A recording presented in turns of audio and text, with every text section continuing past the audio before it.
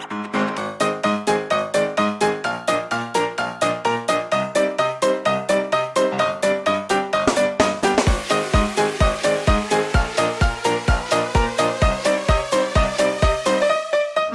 sir. Hakujeiden was the first color anime film released in 1958 by the Japanese studio Toei Animations, though it didn't make its way to the States until 1961.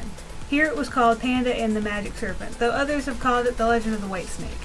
It's taken from an old Chinese tale from the Song Dynasty. The reasoning behind that was from the president of Toei Animations. Hiroki Okuwa wanted to start a sort of friendship with their Asian neighbors.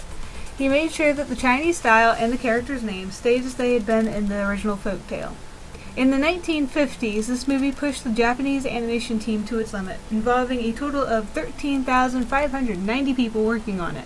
In almost record time, the film was ready in 8 months. Toei Animations used this movie to try and attempt Disney-style movies, adding songs and music to develop the feel of what is happening, along with animal companions, Panda and Mimi, a panda and a fox. Hakujeiden is a love story between a boy and a snake spirit.